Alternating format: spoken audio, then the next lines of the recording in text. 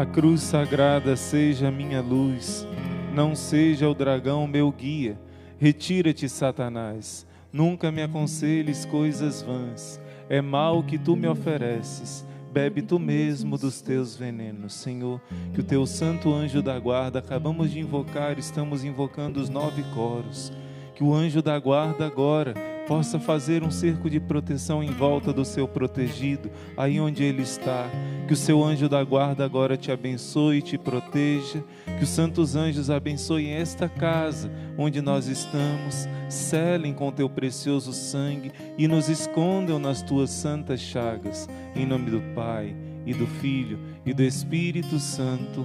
Amém. Já começamos esse momento de formação pedindo ao Senhor que derrame sobre nós o dom da fé. Pela fé nós conseguimos tudo, aquilo que é possível aos olhos dos homens e aquilo que é impossível aos olhos dos homens. Pela fé eu tenho ouvido tantos testemunhos, a irmã Maria Raquel tem contado aqui para você. Muitas vezes eu não tenho condição de estar aqui ouvindo esse testemunho, mas às vezes nós lemos alguns testemunhos, às vezes as pessoas nos contam cada testemunho incrível, que na sua simplicidade, mas com a sua profunda confiança em Deus, tem a certeza do cuidado, da proteção, do carinho de Deus e não são decepcionadas. Pessoas que sabem que se Deus curar, Ele é Deus. Se Ele não curar, Ele é Deus. E o maior milagre que Deus dá, uma paz no coração, uma alegria interior. Que diferença quando você vê uma pessoa no hospital, que ela é cheia de Jesus no coração. Um verdadeiro guerreiro desse exército de São Miguel, quando você encontra no hospital e você vê um outro com a mesma doença, com a mesma enfermidade. Aquele que está cheio do Espírito Santo, guerreiro fiel, está evangelizando o outro, dando alegria ao outro, dando força, porque é um dom que Deus dá para aquele que se abre à fé. A fé é um dom mais importante, porque é a fé que abre para todos os outros. Claro que o dom da caridade é o maior de todos, mas entenda bem, a fé na verdade é a abertura para a caridade de Deus. A esperança é a certeza que eu vou receber tudo da caridade de Deus. E a caridade é a resposta à caridade de Deus. Os 3 maiores dons. Mas o primeiro, o que abre as portas para todos, é a fé.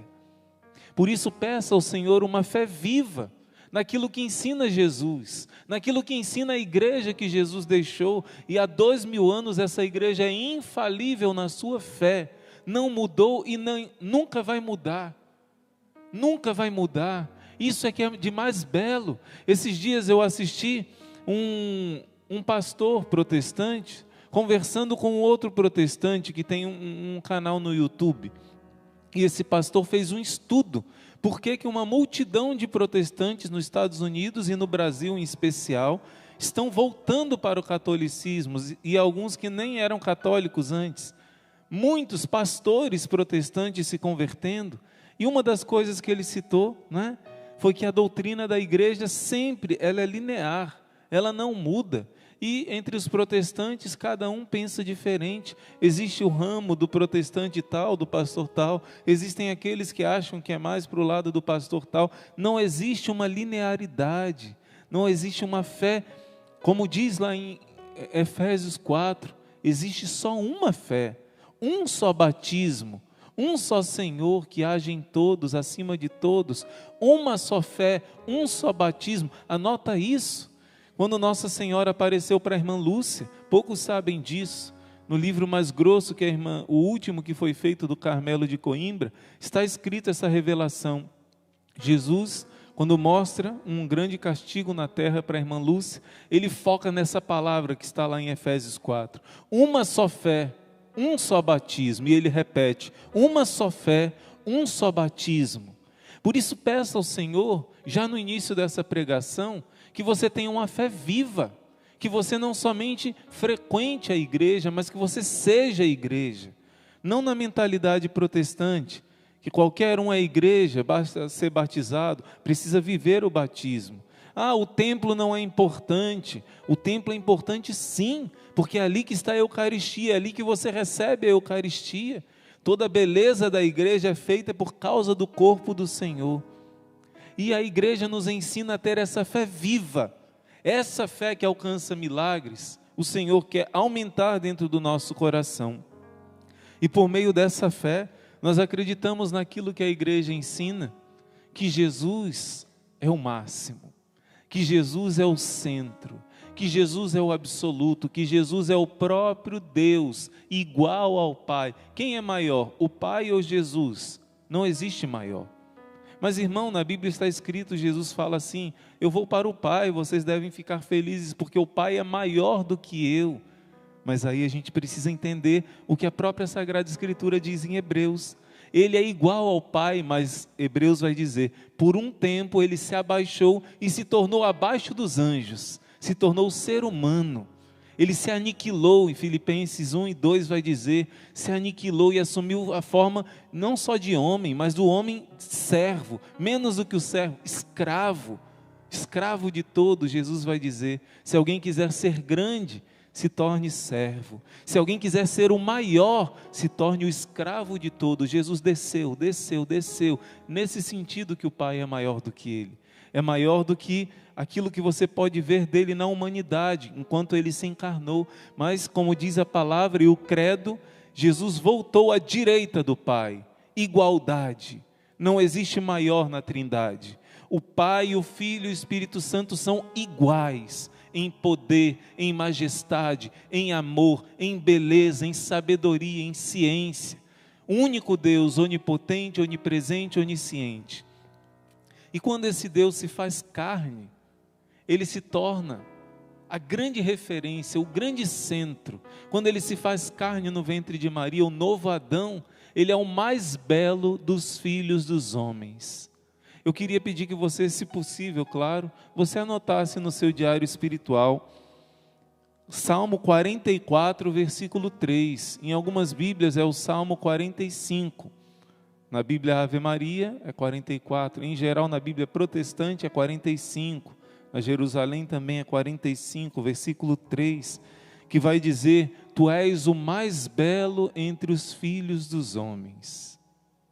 Jesus é o esplendor da beleza do Pai, como diz em Hebreus, como diz em Colossenses, como diz em Efésios. Ele é a imagem do Deus invisível. Por isso Jesus era belíssimo. Não uma beleza apenas exterior, mas uma beleza que vinha de dentro, que transbordava no seu exterior e que no seu olhar irradiava amor. Mais do que o sol, Jesus irradiava luz. Quando alguém olhava para Jesus e Jesus olhava nos olhos, gente, eu fico imaginando Jesus olhando para os mendigos na rua. Jesus dava dignidade àqueles mendigos só de olhar. Quando Jesus olhava para um leproso, para uma leprosa, era proibido pela lei tocar num leproso. Porque tocar num leproso significava que podia se contaminar com a lepra. Então a pessoa ficava isolada do povo de Deus até alguns dias para se purificar, para não correr o risco de pegar a lepra. Mas Jesus tocava nos leprosos, porque Jesus era diferente. Jesus não ia receber a lepra dele, era Jesus que purificava ele com o seu toque. Até porque Jesus na cruz iria se tornar como que um leproso, vai dizer a palavra, vai se tornar, vai assumir a lepra do nosso pecado. Então cada pessoa que Jesus olhava, a sua ternura, a sua beleza que vinha de dentro, transformava a pessoa. Só de olhar para a pessoa, Jesus acalmava. O olhar de Jesus significa, eu te amo, eu te desejo, eu te aprecio, tu és precioso aos meus olhos, tu és honrado. E Jesus vai curando todo sentimento de inferioridade, todo sentimento de rejeição, vai tirando todo o medo, vai tirando a culpa. Jesus com o seu olhar curava. Porém, a Bíblia vai dizer ainda, e Cântico dos Cânticos, anota, capítulo 1, versículo 16. Como és belo, meu amado, o nosso leito é verdejante. Como és belo, meu amado. Cântico dos Cânticos, capítulo 1, versículo 16. As passagens da Bíblia que estão mostrando a beleza de Jesus. E o Cântico dos Cânticos, capítulo 5, aquela canção linda que a nossa Madre Kelly compôs, né? Se eu não me engano, com a irmã Tereza Maria, né? Foi, né? Então, para mim é uma das mais belas de todas, o Cântico dos Cânticos. Eu dormia, mas meu coração velava. E nessa passagem bíblica linda, o amado bate ali na porta, né, da amada, e o coro vai dizer, as outras pessoas vão dizer: quem é o teu amado mais que os outros? E ela vai entrar em êxtase e dizer: o meu amado é branco e rosado, sua cabeça é de ouro puro. Uma vez um amigo meu, que hoje é sacerdote, né? Eu mostrei para ele, cadê? A irmã estava divulgando a imagem de Jesus misericordioso. Me dá essa imagenzinha, me empresta aqui, pode vir. Olha aqui, ó. Aí eu falei: olha aqui, meu irmão, o meu amado é branco e rosado, sua cabeça é de ouro puro. Ele entrou em êxtase, falou: nossa, que contemplação maravilhosa. Olha aqui, nosso amado é branco e rosado, sua cabeça é de ouro puro. Na verdade, a amada começa a falar da beleza, começa a falar dos encantos do amado. Ela como que vai entrando assim, vai subindo, vai se elevando, né? Deixa eu devolver aqui a imagenzinha. Pronto. Gente, isso é muito belo. E essa beleza de Jesus, o próprio Jesus vai dizer que Ele é belo. Em qual passagem da Bíblia, irmã Sara Miriam, Jesus vai dizer que Ele é belo? Em qual passagem, irmã Terezinha Letícia? Ele fala? Não, o próprio Jesus no Evangelho, Ele vai dizer. Isso, irmã Maria Jacinta, nota 10. Jesus vai dizer lá no capítulo 10 de São João. Poucas pessoas sabem disso, além da irmã Maria Jacinta. Poucas pessoas sabem. Quando Jesus vai dizer no Evangelho: eu sou o bom pastor. Você sabia que uma das palavras de tradução, talvez até mais do que bom pastor, eu procurei no grego, é a primeira palavra de tradução. No grego se diz kalos. Kalos significa o belo pastor. Uma tradução possível é bom pastor, e outra tradução possível é o belo pastor.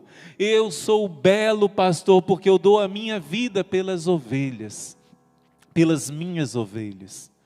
Jesus está dizendo que a beleza dele está no amor. E a primeira vez que eu ouvi falar isso, anota isso, João capítulo 10, eu não anotei aqui o versículo, mas é bom você ler o capítulo 10 todinho, é lindo. Mas lá para frente, talvez versículo 10, do 5 ao 10, Jesus vai falar pela primeira vez, porque ele repete várias vezes: eu sou o bom pastor, eu sou o belo pastor. Jesus está dizendo com o nome de Deus, eu sou, revelado lá no Êxodo, em Êxodos 3, eu sou, o nome de Deus, belo. Eu sou o Kalos, o belo pastor, porque eu dou a minha vida pelas minhas ovelhas. O lobo, ele é feio, porque ele foge, porque ele não ama, ele não dá a vida, ele só é interesseiro, ele quer somente aproveitar-se das ovelhas. Eu não, eu me sacrifico. Jesus está fazendo uma ligação da sua beleza com o seu sacrifício. Olha que coisa linda. E a primeira vez que eu ouvi essa tradução da palavra Kalos, bom ou belo, né? Pastor, eu lembro quando eu estava lá em Medjugorje, leram em várias línguas, em croata, em alemão, em francês, o Evangelho do Bom Pastor. E quando leu em croata, eu percebi, dobro, falava várias vezes, falei, então bom em croata é dobro. E quando eu fui tomar um almoço, né, tomar refeição depois da missa, então a senhora em croata perguntou em italiano, a senhora croata que estava lá: estava bom o almoço? Pensou que eu ia responder em italiano, eu disse dobro. Ela, né? Bom pastor. Foram lidas em várias, muito linda a missa em Medjugorje. Na vez que eu fui, foi o Evangelho do Bom Pastor, em várias línguas, dizendo: eu sou o bom pastor, eu sou o belo pastor. Jesus está dizendo que a sua beleza está em dar a vida por nós. A beleza de Jesus está no seu sacrifício. Uma esposa ama muito o esposo, mas quando ele sacrifica a sua vida por ela, quando ele se sacrifica por ela, nunca essa beleza, esse encanto, essa paixão se torna tão grande quanto na beleza do amor. O amor embeleza as pessoas. Olha para a Madre Teresa de Calcutá, né? Velhinha, né? Mas você olha para ela e você enxerga uma beleza incrível. O sorriso daquela mulher curava o coração das pessoas, porque era a beleza do amor, a beleza que vinha de dentro, a beleza que preenche o coração, não uma beleza vazia. E quando o Monsenhor Pedro Teixeira, lá de Maceió, um grande abraço para o Monsenhor Pedro, quando ele pregava há muitos anos aqui em casa sobre o Bom Pastor, ele falava a experiência que ele teve de ver Cristo Bom Pastor. Sabe quando?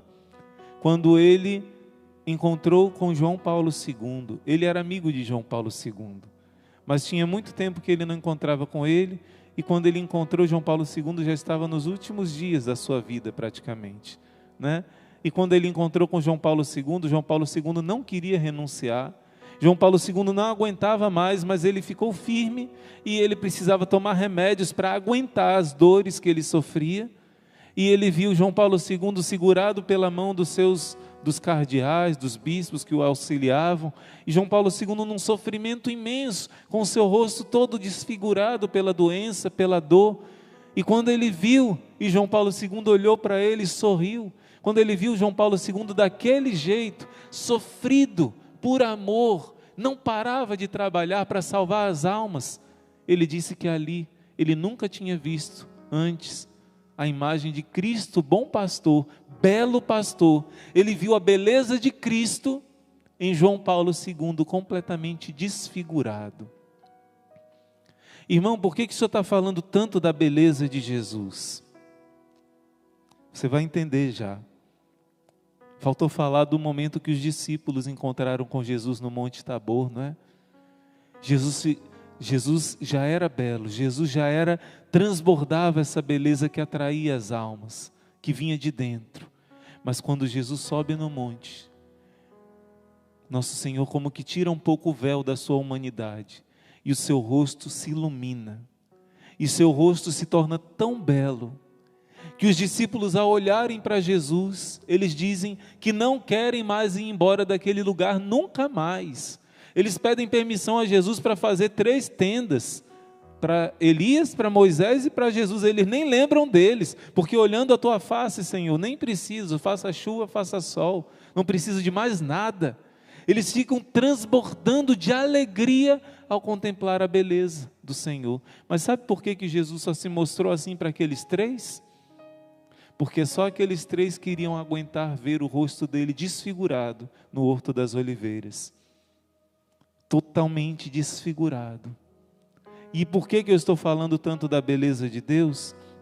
É porque o auge dessa beleza vai ser em dar essa beleza para mim e para você. Como? A palavra de Deus vai dizer em Isaías capítulo 53, versículo 2. Por favor, anota essa passagem bíblica. Isaías 53, versículo 2. Essa passagem bíblica vai dizer assim: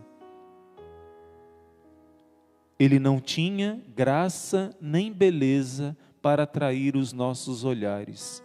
O seu aspecto não podia seduzir-nos. Ele era desprezado, ele era o resto, a escória da humanidade. Homem das dores, experimentado no sofrimento, como aqueles diante dos quais a gente cobre o rosto. Ele era amaldiçoado e não fazíamos caso dele. O mais belo do Filho dos Homens, o belo pastor, o mais belo entre todos. Ó meu amado, como és belo! A beleza por excelência se tornou o mais feio de todos, o mais destruído de todos. Jesus assumiu a nossa feiura, a feiura do nosso pecado. Jesus assumiu as nossas enfermidades, as nossas dores, o nosso sentimento de rejeição, de inferioridade, de desprezo, de solidão. Jesus pegou sobre ele todas as maldições que o pecado de Adão e Eva trouxeram e que os pecados de todos os homens, os meus e os seus, trouxeram de mal para a humanidade.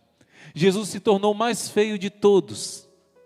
Ele era como aquele diante dos quais as pessoas tinham nojo, virava o rosto para não olhar, de tão desfigurado. Fora o sangue, quando coroou de espinhos Jesus, o sangue caiu em todo o seu rosto, e aquele sangue secou, ficou preto, coagulado, E junto a isso, eles cuspiam, escarravam no rosto de Jesus. Jesus ficou parecido com um leproso. Jesus ficou completamente irreconhecível. Ficou como um monstro. Como um monstro. E a palavra de Deus vai dizer: em verdade, Ele tomou sobre si as nossas enfermidades. Ele carregou os nossos sofrimentos. E nós o tínhamos como um castigado, foi ferido por Deus e humilhado, mas Ele foi castigado por causa dos nossos crimes. Ele foi esmagado por causa das nossas iniquidades. O castigo que nos salva pesou sobre Ele, e nós fomos curados graças às suas chagas. Entenda bem, está no passado.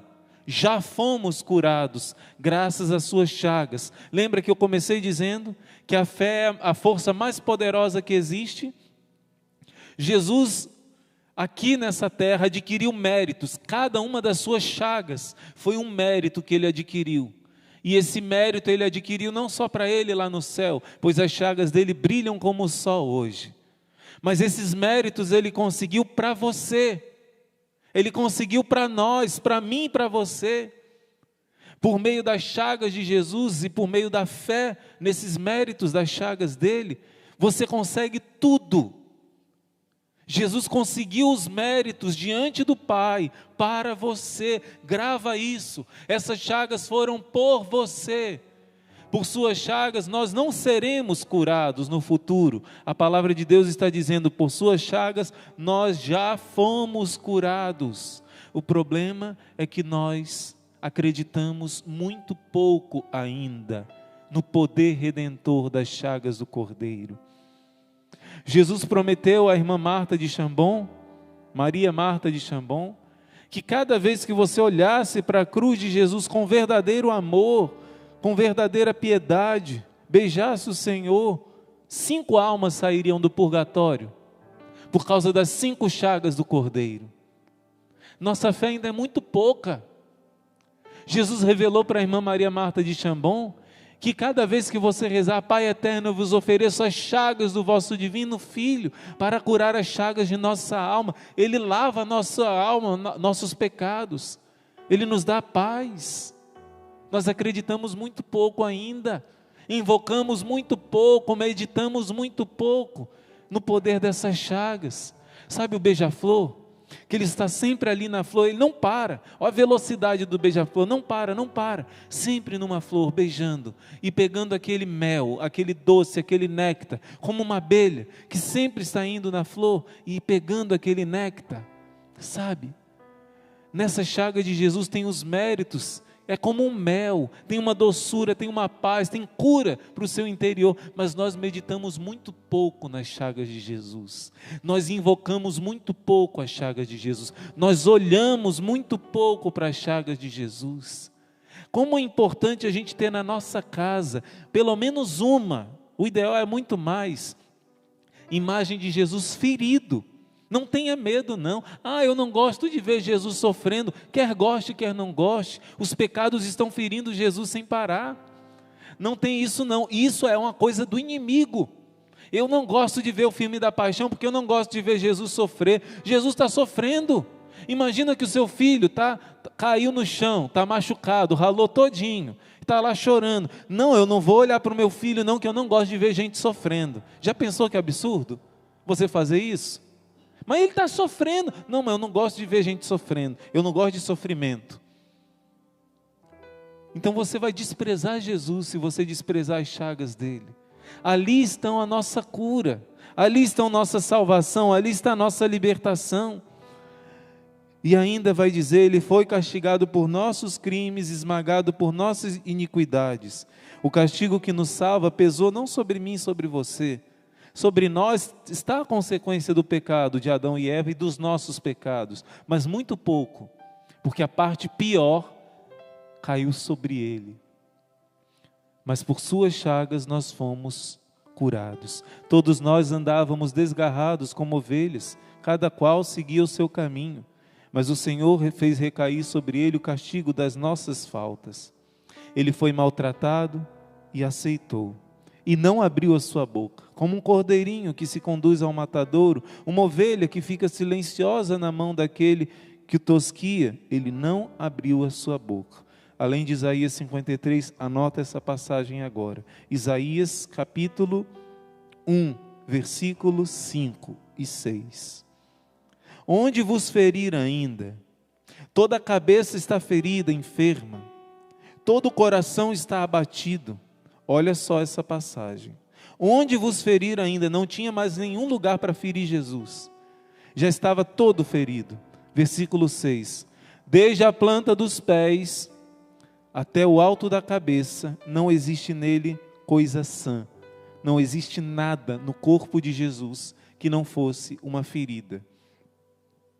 Tudo é uma ferida, tudo uma contusão, uma chaga viva que não foi curada, não foi ligada, né? Não foi colocado um esparadrapo, não foi colocado uma bandagem, um band-aid, não foi colocado um óleo, não foi colocado um remédio, não foi aliviada essa dor e nem foi suavizada com óleo, ao contrário. Foi dado vinagre para ele, no meio daquela dor terrível, a língua seca, ele perdeu líquido, sangue, a sua boca estava sem beber água horas e horas, mais de um dia, e naquele momento, deram para ele vinagre. Diz o Salmo que a sua língua já estava colada no céu da boca, de tanta sede que Jesus tinha, deram vinagre, aquele vinagre escorreu nas suas chagas, ardeu no seu corpo. Olha só, em vez de alívio, o Salmo 68 também vai dizer: esperei por consoladores e não achei, por quem me aliviasse não encontrei, em minha dores, em minha sede ofereceram-me vinagre, só pioraram a dor de Jesus. E meus irmãos, essas passagens vêm nos falar um pouquinho das chagas de nosso Senhor Jesus Cristo, porém, nós precisamos tomar posse dessa cura que já foi entregue. Já nos foi dada essa cura, já nos foi entregue. Olha só, como esse beija-flor, como essa abelha que vai sempre pegando um pouquinho do néctar, nós precisamos muitas vezes, quando você beija a cruz de Cristo, você recebe indulgências. Quando você beija as chagas de Cristo, o demônio foge. Quando você beija a cruz de Cristo, a sua alma é curada. Quando você olha para as chagas de Jesus, algo acontece dentro de você. Eu vou ser sincero com vocês. Eu não consegui pesquisar todas as promessas que Jesus fez para essa grande santa, não foi canonizada ainda, mas é uma grande santa, a irmã Maria Marta de Chambon. São promessas imensas para aqueles que fazem as devoções das santas chagas de Jesus. Existem 1000 modos de você fazer. Tem ejaculatórios, tem o terço das chagas, você rezar com as chagas, meditar as chagas. Na Bíblia, e o Salmo 21 fala das chagas, Isaías 53, Isaías 50 fala de quando arrancaram a barba de Jesus, quando bateram na face dele, quando arrancaram. O Salmo 120 alguma coisa fala: araram o meu dorso, arrancaram um pedaço das minhas carnes. Quando você medita as chagas de Jesus, e olha, como eu dizia, cada chaga de Jesus te traz uma bênção diferente. Por exemplo, meditando a sua coroa de espinhos, você pede os prêmios que o Senhor te dá com as chagas dele. O Senhor vai curando o seu pensamento, o Senhor vai tirando o orgulho da sua mente, a vaidade, o Senhor vai curando de pensamentos de ansiedade, memórias negativas, vai curando sua memória, vai curando a sua mente. Como é bom você invocar o mérito das chagas da coroa de espinhos e colocar as mãos na sua cabeça e beber como um beija-flor, dessa flor, desse néctar das chagas de Jesus. Quando você medita o flagelo de Jesus, Jesus vai curando a sua sexualidade, porque Jesus sofreu na carne para curar a nossa carne, para nos dar castidade, para nos dar autodomínio, controle. Quando você medita a chaga do ombro de Jesus, Jesus quer tirar o seu cansaço, Jesus quer te dar um alívio, Jesus quer te dar força para você cumprir a sua missão, porque a chaga de Jesus ele revelou a São Bernardo, ele revelou a Beata Alexandrina e a outros santos, que foi a maior de todas as chagas que ele sofreu. Chegou no seu osso, a cruz rasgava toda a parte que foi flagelada, chegava em alguns pontos no osso, aqui chegava em nervos, que fazia doer terrivelmente, a maior de todas as chagas. Jesus nas chagas de suas mãos. Você sabia? Segundo o sudário, mostra que mão é chamada toda essa região. Por isso, pelo menos em uma das mãos se tem a certeza, dá para ver no sudário, que Jesus foi crucificado aqui, Talvez na outra mão possa ter sido aqui, porque a outra precisou deslocar. Aquilo que mostra no filme da Paixão é real. Algumas revelações falam disso, o sudário também mostra. Então, quando foi cravado no pulso de Jesus, os cientistas dizem que aqui existe um nervo grande demais, e da forma que foi cravado, não rompeu o nervo, mas ficou encostando o ferro no nervo de Jesus. Então, cada vez que Jesus mexia, cada vez que Jesus encostava, imagina quando o dentista encosta um ferrinho aqui no seu dente, no nervo, todo o seu corpo sofre, não é? Um nervo pequenininho, fininho que tem aqui. O nervo que tinha aqui é um nervo tremendo, terrível, e Jesus levava esse choque de dor sem parar, sem parar. Cada uma das 5 chagas de Jesus na cruz, das mãos e dos pés e do lado, Jesus está curando os seus 5 sentidos, o olfato, o paladar, o tato, a audição. Jesus está curando, só que nós precisamos tomar posse dos méritos, da preciosidade. Se eu e você fôssemos mais devotos com fé da chaga de Jesus, provavelmente com muito menos tempo, nossos filhos já estariam libertos de vários males, a nossa família já teria se libertado de vários tipos de problemas, de males. E eu termino com você, com essa meditação linda dessa canção, que nós devemos tomar posse. Essa canção é da comunidade Shalom, não me recordo quem é o autor. A nossa Madre Kelly já cantou, né, regravou essa canção, que vai dizer: beijo a tua paixão, que me liberta das minhas paixões. Beijo a tua cruz, que condena e esmaga o pecado em mim. Beijo os teus cravos, tuas mãos, que apagam o castigo do mal. Beijo a tua ferida, que curou a ferida do meu coração. Eu te beijo, Senhor, e a tua paixão é o meu tudo. E essa canção vai dizer: ó belíssimo esposo, mais belo de todos os homens, como a gente começou a meditar. E se você entende essas promessas da Marta de Chambon, Maria Marta de Chambon, cada vez, toda essa canção, não dá tempo de eu meditar tudo com você, mas cada uma vai dizer que cada ferida de Jesus trouxe uma bênção para você. Nos seus momentos de aflição, nos seus momentos de dor, se nós beijássemos na alegria e na dor com mais frequência cada uma das chagas de Jesus, cada um dos nossos problemas seria socorrido, seriam solucionados pelo poder das chagas redentoras de nosso Senhor. Tudo isso agora que a gente falou, vamos transformar as palavras. A palavra é usada por Deus, mas a palavra é como a folha da árvore. E a oração vai gerar o fruto dessa folha, dessa árvore, não é? Então o Senhor te dá esperança através da palavra, mas através da oração você penetra nessas chagas do Cordeiro. Agora chegou a hora da gente penetrar, não somente ouvir sobre o poder e a eficácia dessa beleza de Jesus chagado, que quer curar as feridas da minha alma, do meu corpo, mas agora é a hora de eu tomar posse dos frutos dessas chagas na oração. E que maravilha, como eu sou feliz de rezar todas as noites com uma família tão numerosa, porque Jesus disse que quem deixasse tudo por Ele receberia já nessa terra 100 vezes mais, pai, mãe, irmão, irmã, filho, mas a gente não recebeu 100 vezes mais. Olha aqui, são milhares, assim não dá, Jesus, é muito mais. Vamos agora todos juntos, meus irmãos, como uma família de oração, transformar essa palavra em clamor, transformar o poder das chagas de Jesus em vida na nossa vida. Por isso eu te peço, desses quase 40 mil guerreiros que estão agora unidos em ordem de batalha, nenhum de nós fique omisso no seu trabalho de evangelização. Nenhum de nós deixe de compartilhar, mas olha, te faço um desafio, não compartilhe agora só com as pessoas que você compartilha sempre, não.